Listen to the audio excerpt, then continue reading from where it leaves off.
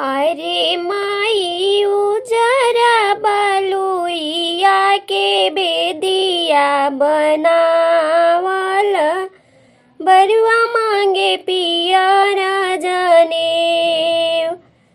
अरे माई उजरा बलुइया के बेदिया बनावल, बरुआ मांगे पियर जनेऊ। अरे माई ताही बेदी बैठिले बाबा हे आपन बाबा, बरुआ मांगे पियर जनेऊ। अरे माई ताही बेदी बैठिले पापा हे आपन पापा, बरुआ मांगे पियर जनेऊ। अरे अगहन दिनवा कुदिनवा ए बाबू, आवे देहु चैत बैसाख।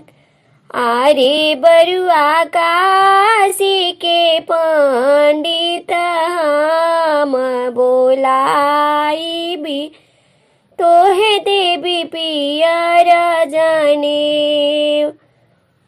अरे अगहन दिनवा कुदिनवा ए बाबू, आवे देहु चैत बैसाख।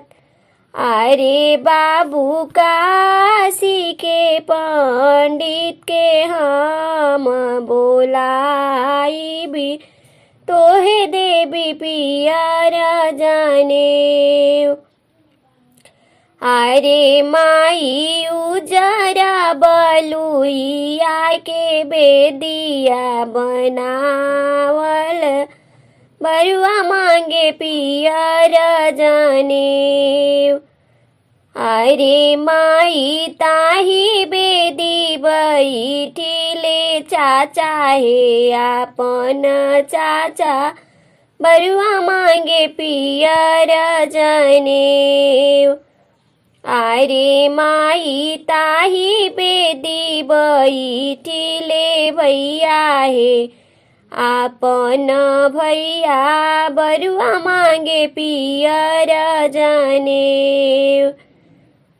अरे अगहन दिनवा कुदिनवा ए बाबू, आवे देहु चैत बैसाख।